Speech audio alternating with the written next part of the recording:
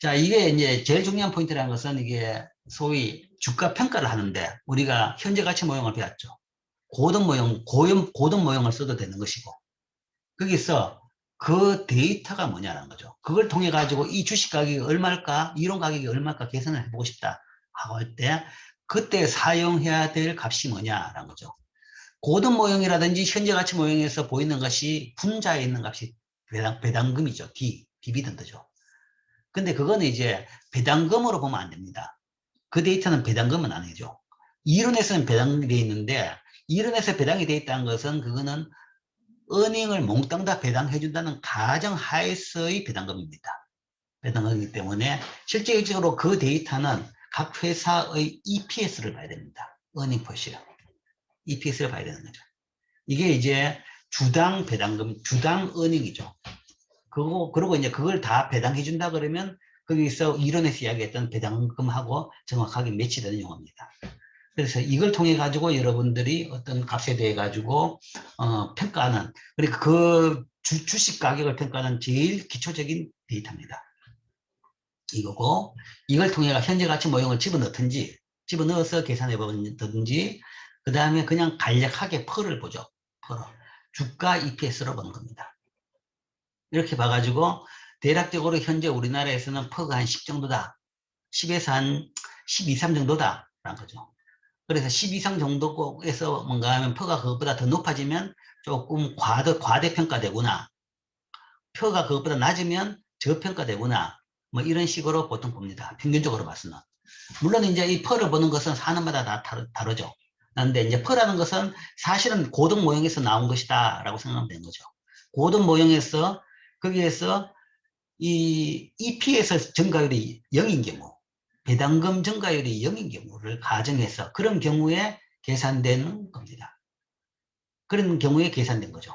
그리고 이게 뭔가 하면 다른 걸로 해석한다 그러면 투자금을 해석할 수 있는 연수라고 이야기하는 거죠. EPS가 12가 나왔다 그러면 지금 이 주식을 사면 12년 동안 배당금, 그러니까 은행을 몽땅 다 배당해 준다 그러면 그 돈이 내가 지금 샀는 주식 가격만큼 된다. 그죠. 그러면 본전을 뺀다. 그죠. 그럼 그 뒤에는 망하더라도 나는 손해를 안 본다. 뭐 이런 정도로 계산할 수 있는 거죠. 그런 의미가 이제 퍼입니다.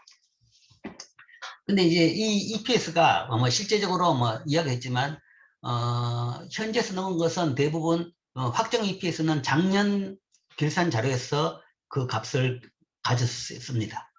그렇지만 올해 주가를 보기 위해서는 작년 결산, 작년 은행보다는 올해 추정 은행이 훨씬 더 바람직한 거죠. 더 맞는 겁니다. 그렇기 때문에 거기에 대해 가지고는 여러 애널리스트들이 추정 은행을 보통 이제 추정합니다. 그러면 이제 그것들을 한 3개 이상 되는 데이터가 되면 이제 어떤 이런 이제 데이터 기관들이 그걸 끌어모아 가지고 평균값을 해가지고 그 발표를 하죠. 그럼 그게 보통 이제 추정 EPS라고 해가지고 네이버 홈페이지에 올라가 있습니다. 물론 이제 네이버가 짓기를 못합니다. 네이버가 하는 것은 아니라 그 금융 전문 데이터 그거를 관리하는 이 기업이 있습니다. 그 기업에서 여러 이제 애널리스트들한테 그걸 서베이를 통해 가지고 매번 그 값을 이제 고칩니다. 그래서 이게 이제 주식 가격을 보는 첫 번째고, 그 다음에 이제 뭐 PBR이 또 하나죠, 그죠? 뭐 주가 순자산 가치로 이 기업의 가치가 얼마가 되느냐, 그래서 기업의 총 자산 평가해 가지고 가치를 보는 거죠. 이게 1이 돼야 된다라는 것이 이제 기본적인 이론이죠. 근데 실제는 뭐 거기서 많이 떨어지죠. 성장성이 높은 회사 같은 경우에는 이게 뭔가 하면 PBR이 1보다 훨씬 큰 10, 20, 30이 됩니다. 뭐 지금 예를 들어서 가장 시끄러운 회사 중에 하나가 테슬라 같은 경우에는 PBR이 뭔가 하면 한 20 정도 됩니다. 테슬라. 아니면 막 우리나라 셀트리온도 마찬가지일 겁니다. 뭐 그게 이제 진짜 성장세의 기대 때문에 그런지 아니고 뭔가 하면 주가가 과대평가되는지 그건 잘 모르겠죠.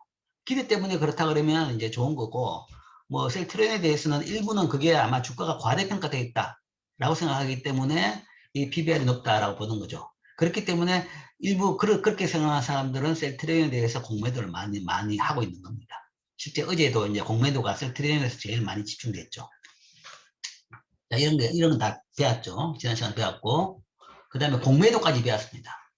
공매도라는 것은 네, 배웠고 이 밑줄 친 것은 다 틀린 말이다. 그러니까 이런 네이버에서 검색해가 나오는 이런 지식이라는 것이 틀린 지식이 엄청나게 많습니다. 그렇기 때문에 공부를 해야 되는 거죠. 자, 잘못된 이야기죠. 위키피디아 영어판은 훨씬 낫습니다. 그러니까 영어판을 보는 것이 훨씬 낫죠. 나은데 우리나라에서는 이게 이제 이걸 쓰는 사람들이 개인적인 뭔가 하면 뭐 이 주관이 많이 가미돼 있다. 아니면 교과서를 찾아보는 게 훨씬 낫습니다. 어쨌든 공매도라는 것은 뭐 빌려서 파는 거죠. 빌려서 판다. 근데 왜 빌려서 파느냐? 지금 가격이 높기 때문에, 그리고 지금부터 가격이 떨어질 거라고 생각하는 거죠. 그러면 주식을 빌려가지고 파는 겁니다. 팔고 자기 예상대로 나중에 주식 가격이 떨어졌다 그러면 그때 사서 그 주식을 갚으면 되는 거죠. 그러면 그 차익만큼을 이익을 보겠다라고 해가지고 투자를 하는 사람들을 공매도라고 얘기한 거죠. 7장 마지막에서 그 이야기했죠. 이론적으로 본다 그러면 사실은 주식 가격이 오를 거라고 생각해서 투자하는 사람하고 그 다음에 떨어질 거라고 생각해가지고 공매도 하는 사람이 거의 비슷해야 된다라고 합니다. 왜냐하면 합리적 기대 가설에 따른다 그러면, 효율시장 가설에 따른다 그러면 우리 주식의 가격 방향은 예측을 못하는 겁니다. 예측을 못한다 그러면 반은 오르고 반은 떨어지는 겁니다. 오를 확률 반, 떨어질 확률 반이라는 얘기죠. 그러면 오르는데 베팅한 사람이 반이고 떨어지는데 베팅한 사람이 반이 될 거란 겁니다. 그게 이제 우리가 효율시장 가설을 믿는다 그러면 거기에 따라 가지고 나오는 현상일 것이다 라는 건데, 실제적으로는 공매도는 아주 소수입니다. 아주 소수기 때문에. 그럼 또 왜 공매도가 일어나고 다르게 적냐에 대해 가지고는 여러 이야기를 했죠. 뭐 공매도 가격이 떨어짐으로써 돈을 번다는 데 대해 가지고는 좀 이 죄의식을 느끼는 사람들도 있고, 그 다음에 또 이게 뭐 좀 복잡하고 어렵기 때문에 잘 이해가 안 된다 라고 해가지고 모르는 사람도 많고 뭐 그런 것도 있죠. 그렇기 때문에 주로 이제 공매도를 하는 것은 이 아마추어보다는 대부분 이제 전문가들이 많이 하죠. 자, 그래서 지난 시간에 공매도까지 했고, 그 다음에 이제 몇 개 지금 이제 중요한 용어들이 되어 있습니다. 최근에 많이 사용되는 상식적인 용어입니다. 이건 이제는 그냥 상식입니다. 전문 용어가 아니고, 상장지수 펀드. 이런 용어보다는 그냥 ETF라고 많이 그 언론에 나옵니다. 곳곳에 ETF라는 용어 나옵니다. ETF라는 것은 Exchange Traded Fund입니다. 그래서 이거를 우리나라로 번역하면 상장지수 펀드. 펀드는 펀드죠. 지수. Exchange Traded. 그러니까 지수라는 용어는 여기 없죠. 그죠? 안 돼 있고. 영어는 이건 추가된 거고, 사실은 Exchange Trade라는 것은 상장입니다. Exchange라는 것은 거래소에서 거래되는 것을 이야기합니다. 익스체인지라는 것은 거래소입니다. 거래소. 그래서 거래소에서는 상장된 것만 거래되는 거죠. 모든 주식회사의 주식이 거래되는 게 아니라 한국증권거래소에 상장된 주식만 우리나라 거래소에서 거래가 됩니다. 즉 거래소에 상장돼 가지고 거래가 되는 펀드다라는 거죠. 개별 주식이 아니라 펀드인데, 개별 주식이 아닌 펀드인데 개별적으로 만들어가 거래하는 것에 관계없죠. 뭐 그런 게 있을 수가 있겠죠. 그런 거는 이제 개별적인 것이고, 요건 좀 특수한 건데, 상장 익스체인지 트레이드, 상장이 돼 있다. 기초지수의 대부분 이게 어떤 거냐 그러면, 어떤 것을 어떤 펀드냐 그러면 기초지수의 성과를 추적하는 것이 목표인 인덱스 펀드가 대부분입니다. 인덱스 펀드. 거래소에 상장되어 있어서 개별 주식과 마찬가지로 기존의 주식 기자를 통해 가지고 거래를 할 수 있습니다. 자, 이거는 사실은 이걸 왜 만들었냐 그러면 필요성에 따라서 만들었습니다. 필요성에 따라 만든 것이, 자, 뭐 이론적으로 봤어도 상식적으로 봤어도 주식 투자는 좋은 자산 운용 방법이다. 모든 사람하고 주식 투자하라고 합니다. 역사적으로 본다 그러면 은행 이자율보다는 주가 수익이 훨씬 높아요. 왜? Why나? 투자 안 할 이유가 없다. 그런데 주식 투자를 해보면 지금 많은 사람들이 지금 속으로 엉엉 울고 있는 사람들이 많습니다.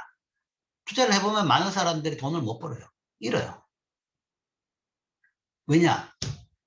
종목을 잘 선택을 못하기 때문에 그렇다. 평균적으로는 따는데 평균적으로는 주식을 통해 가지고 다들 돈을 버는데 내가 사는 종목은 항상 잃더라라는 이야기입니다. 그래서 거기에서 뭔가 하면 개인과 뭔가 기관과 외국인과 개인은 항상 뭔가 하면 이 개인은 항상 당한다 뭐 이런 용어를 쓰는 겁니다. 근데 이제 그게 뭐 왜 그러냐, 뭐 지식의 차이냐, 뭐 시스템의 이해 차이냐, 뭐 그런 문제가 있는 건데, 자, 그렇다 그러면 한 종목을 선택하지 말고 그냥 시장을 사라는 얘기입니다. 그 시장을 살 수 있도록 만드는 종목이 상장지수 펀드입니다. ETF. 종목에 자신이 없으면 시장을 사라 한 거죠. 시장 전체 성과는 분명히 좋더라. 그러면 시장 전체를 살 수 있도록 만들어준 것이 이 상장지수 펀드고, 왜냐하면 그거는 이제 개인뿐만 아니라 기관들도, 특히 기관들이 이거 좋아합니다. 이걸 통해 가지고 뭔가 하면 결국은 평균 성과도 보통 못 내요. 다음에 나오겠지만 이제 보여주겠죠. 세계적으로 제일 실력이 좋다는 이 헤지 펀드가 투자 성과가 이 ETF를 못 따라가요. 주가 지수 성과를 못 따라갑니다. 그러면 주가 지수만큼만 가지고 있으면 되는 겁니다. 근데 주가 지수만큼 가지고 있으려 그러면 소위 우리나라 코스피 200 종목, 200 지수만큼 가지고 있으려 그러면 200개 종목을 다 가지고 있어야 됩니다. 그때마다 다 팔고 사고 엄청나게 그건 뭐 운영 비용이 뭔가 하면 감당이 안 되는 거죠. 거기다가 그 코스피 200이 200개 종목이고 그게 아니라 그냥 코스피를 이야기한다 그러면 그건 1500개 종목입니다. 그걸 다 사고 팔고 해야 되는 거죠. 그래서 그거는 뭐 개인이나 조그만 회사에서 하기도 힘든 이야기입니다. 그렇기 때문에 그거를 할 수 있도록 만들어준 펀드가 보통 상장지수 펀드입니다. 그래서 보통 인덱스 펀드다. 인덱스라는 것이 이제 어떤 인덱스 타깃은 다 다르죠. 많이 쓰는 것이 코스피 200, 코덱스 200이라고 하는데 이거는 이제 코스피 200을 똑같이 따라가는 지수입니다. 똑같이 따라가는 펀드입니다. 200 붙은 것은 다 코스피 200을 따라가는 겁니다.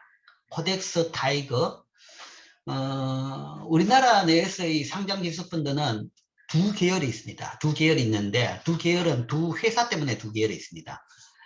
코덱스는 삼성증권에서 만드는 겁니다. 만들고 타이거는 미래에셋에서 만든 겁니다. 미래에셋.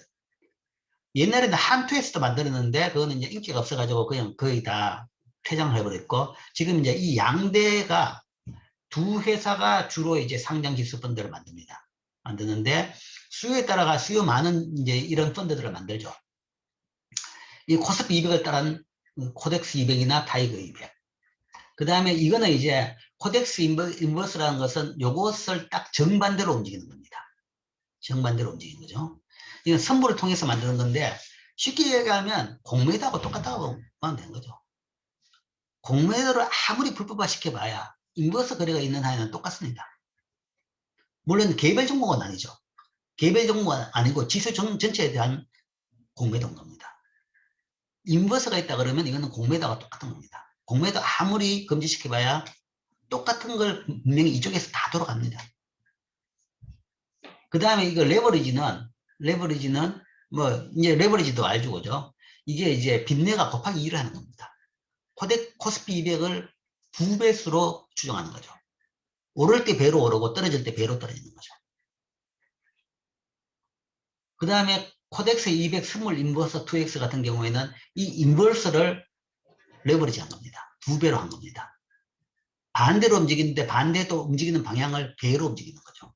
떨어질 때 배로 더 떨어지고, 그러니까 주가가 예를 들어 가지고 10% 떨어진다 그러면 코스피 200이 10% 떨어진다 그러면 코덱스 200 스몰 인버스 2X 같은 경우에는 20% 오르는 겁니다. 이게 20% 코스피 200이 20% 떨어지면 이거는 40% 오르게 되는 거죠. 이런 식으로 지수를 만들어 가지고 지수를 추정하도록 만든 인덱스 펀드고, 그 다음에 그게 인덱스 펀드가 사실은 뭔가 하면 상장 안 된 인덱스 펀드도 많이 있어요. 그게 이제 회사에 보면 그 펀드 그냥 그 집에서 뭔가 하면 금융회사 증권사가 가지고 펀드를 사죠. 펀드를 살 때도 뭔가 하면 그런 인덱스 펀드가 있었는데 지금은 대부분 이제 이것 때문에 대부분 다 대체가 됐는데, 그런 이제 상장 안 된 인덱스 펀드가 아니라 이건 이제 상장시켜 가지고 누구든지 쉽게 살 수 있도록 만들어줄 겁니다. 유가증권과 파생금융계약이 결합된 증권으로서 기초자산의 가치 변동과 연계한 증권이다. 연계되어 있습니다. 어떻게 그 기초자산하고 똑같이 움직이느냐, 그거는 굉장히 복잡합니다. 그래서 이걸 여러분들이 설명하기는 그렇고, 굉장히, 이게 이제 파생금융상품, 선물하고 옵션하고 다 같이 연계시켜가지고 하고 있습니다. 물론 이제 이 코스피 200 같은 경우는 실제 이제 이게 200 종목을 하겠는데, 이것도 200 종목을 다 안 합니다. 한 100 종목하고, 그 다음에 선물하고 같이 연결시켜가지고 하고 있습니다. 200 종목 다 하면 운영비용이 너무 비싸게 붙이는 거죠. 그럼으로써 그렇지만 뭔가 하면 어쨌든 거의 똑같이 움직이도록 운영을 해줍니다. 해주는 거죠. 그래서 이렇게 이제 운영을 하는 그 펀드고, 그 다음에 그 펀드가 증권시장에 상장되어 있기 때문에 주식하고 똑같이 홈트레이딩하고 마찬가지로 사고 팔고 할 수 있도록 해주는 거죠. 그래서 ETF는 한자를 거래할 수 있는 최소한의 금액만으로 분산 투자 효과를 누릴 수 있는 겁니다. 분산 투자하라 이야기하죠. 그래서 여러 종목을 하라. 한 종목 몰빵하지 말아라는 이야기입니다. 근데 이거는 그냥 하나만 몰빵해도 됩니다. 이거 하나를 산다 그러면 200개 종목을 한꺼번에 산 거죠. 이거 자체로서 뭔가 하면 분산이 되는 겁니다. 그래서 한자를 통해 가지고 분산 투자 효과를 누리고, 그 다음에 일반적인 펀드보다 운영 보수가 낮고, 그 다음에 주식에 허용되는 거래소도 안 붙습니다. 그렇기 때문에 사고 파는 데에서도 굉장히 비용이 안 들고, 그 다음에 그것에 대해 가지고 운영 비용도 굉장히 낮고, 그래서 거래 비용이 굉장히 낮은 거죠.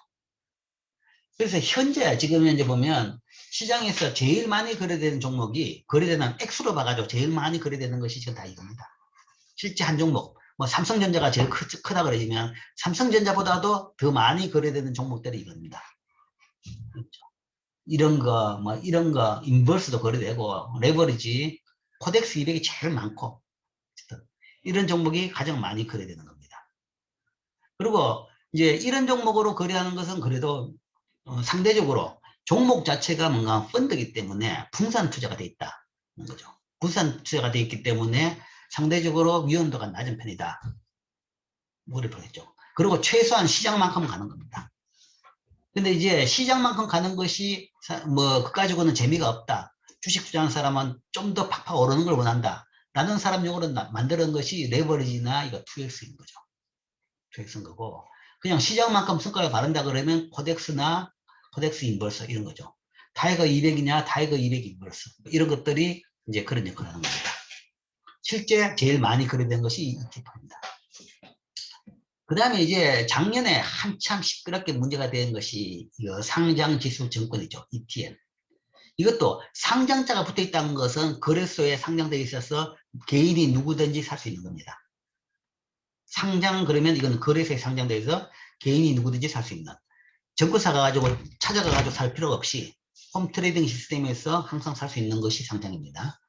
그런데 이제 이거는 이 인덱스 펀드가 아니라 원자재, 통화금리 변동성 등을 기초자산으로 해가지고 그 자산 성과대로 만기의 수익 지급을 약속한 증권입니다. ETF는 주로 주식의 인덱스 펀드입니다. 주식의 인덱스 펀드인데 ETN은 그래서 이제 노트라고 했는데 이건 주식이 아닌, 대부분 주식 아닙니다. 아니고 많은 경우가 원자재죠. 원자재 통화, 그 다음에 그 레벨, 가격을 하기도 하고 변동성을 하기도 합니다. 그걸 바탕으로 펀드를 만들어 가지고 어떤 펀드 같은 것을 만들어 가지고 가격 변동에 따라 가지고 이 가격이 움직이면서 뭐 오르면 벌고 또 떨어지면 뭐 손해를 보는 거겠죠. 근데 이제 작년에 이게 왜 그래 시끄러우냐 그러면 작년에 뭐 코로나 초기 때 유가가 거의 그 세계 유가가 0으로 떨어졌죠. 떨어지면서 유가 관련 ETN 가격이 완전히 뭐 폭등을 했던 거죠. 그래서 이게 이제 이론 따라가 0으로 가야 되는데 사람들이 뭔가 하면 가격이 굉장히 떨어지니까 사람들이 엄청나게 0으로 갔다가 그 다음에 정상화되면 다시 원래 가격으로 올라갈 것이다 라고 생각해 가지고 사람들이 엄청나게 몰린 겁니다. 몰리다 보니까 이게 어떻게 됐냐 그러면 아이러니가 제 가격이 아니라 제 가격을 뚫고 뭔가 엄청나게 올라버린 거죠.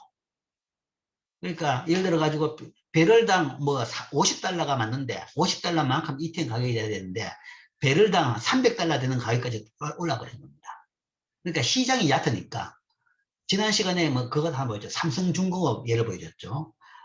그러니까 삼성중공업 우선주 예를 보여줬는데 그 가격에 거래되는 것은 진짜 말이 안 되는 겁니다. 그러니까 시장이 얼마나 미쳤냐의 예인 건데 삼성중공업 우선주는 삼성중공업 주식 가격하고 거의 차이가 없어야 됩니다. 없어야 되는데도 불구하고 가격이 뭔가 거기에 대해 가지고 한 10배 정도 비싸죠. 비싼데 그 비싼 이유가 뭐냐 그러면 주식이 몇 개 안 되는데 몇몇 사람이 그냥 계속 사고 버티는 거죠. 안 팔고 있는 거죠. 그러니까 계속 오르는 겁니다. 그래 그 가격 수준이 된 거죠. 이것도 ETN도 마찬가지였습니다. 물량이 많지가 않은데 사람들이 제대로 된 가치평가 없이 이거 너무 떨어졌으니까 곧 오른다 라고 생각해가지고 너무 많은 사람들이 달아드는 거죠. 곧 오른다 그랬는데 오를 만큼 다 오르는데 그걸 돌파하고 계속 더 사는 겁니다. 그러니까 말도 없이 그러니까 상식적으로 이해가 안 될 수준까지도 가격이 올라버렸던 거죠. 그래서 이제 뭐 이 거래에 대한 지금 굉장히 좀 제한을 두고 있죠. 그런데 이제 일반적인 이제 개미들이 그냥 무조건 그냥 몰리면서 그런 현상이 발생인 것이고, 그 투자한 사람들은 뭐 필패라는 것은 뭐 보면 뻔하죠. 그렇게 오를 리가 없는데 그렇게 비싼 가격으로 사들였기 때문에. 그래서 지금부터는 이제 개인들에 대해 가지고는 이런 거래에 대해서는 굉장히 제한을 두고 있죠. 하려 그러면 꼭 교육을 다 받고 와야 뭐 투자할 수 있다. 뭐 그렇게 됩니다. 그런 것들이 상장지수 증권입니다. 이것은 이제 ETF와 마찬가지로 거래소에서 상장되어 가지고 쉽게 사고 팔 수 있으며 상장지수 채권으로 번역되기도 하는데, 증권사가 자사신용을 기반으로 발행해 가지고 기초지수 수익률에 연동하는 수익을 약속하는 것으로 만기 이전에 반대 매매도 가능합니다. 그러니까 샀다 그러면 싫으면 뭔가 하면 팔아버리면 됩니다. 그러면 스퀘어 포지션이 되는 거죠. 그러면 더 이상 그게 관계없는 겁니다. 반대편은 가능하죠. 근데 이제 최근 그러니까 유가 폭락으로 시가총액이 4,300억 이상의 원유 선물 ETF 투자자들이 이 손실이 커져가지고, 그러니까 떨어졌으니까 다시 오를 것이라는 기대로 많이 사다 보니까 정상 수준보다도 훨씬 더 오른 가격에도 사람들이 다 사고 있더라라는 그런 황당한 일이 생긴 거죠. 그래서 이제 이 거래에 대해 가지고는 굉장히 지금 제한을 하고 있습니다. 그런데 자, 그렇다 그러면 이제 이런 이야기 있죠. 그러면 수요에 비해 가지고, 그래, 공급에 비해서 이 ETN 공급에 비해 가지고 수요가 너무 많아 가지고 가격이 말도 없이 올랐다. 그러면 시장 조성자라는 게 있기 때문에 ETN 더 공급해주면 되지 않느냐라는 건데, 때를 보니까 공급했다간 더 욕을 얻어먹을 것 같아요. 지금 말도 안 되는 높은 가격에 그게 지금 가격이 형성되어 있는데, 여기다가 그 증권사가 그걸 더 판다 그러면, 더 만들어가 팔 수는 있어요. 만들어가 판다 그러면 정상 가격하고 현재 가격하고 차이만큼이 그만큼 증권사가 이익을 봅니다. 보는데 그 이익을 보는 것이 뭔가 하면 그거는 도덕적으로 말이 안 되는 거죠.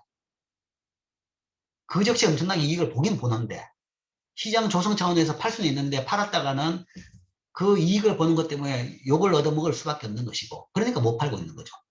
그러니까 상황이 이제 이렇게 갑자기 하루 이틀 만에 이렇게 바뀌어가지고 시장이 이렇게 돼. 개인이 예상 밖의 개인들이 이런 데를 너무 투자하다 보니까 이제 그런 사태가 발생하는 겁니다.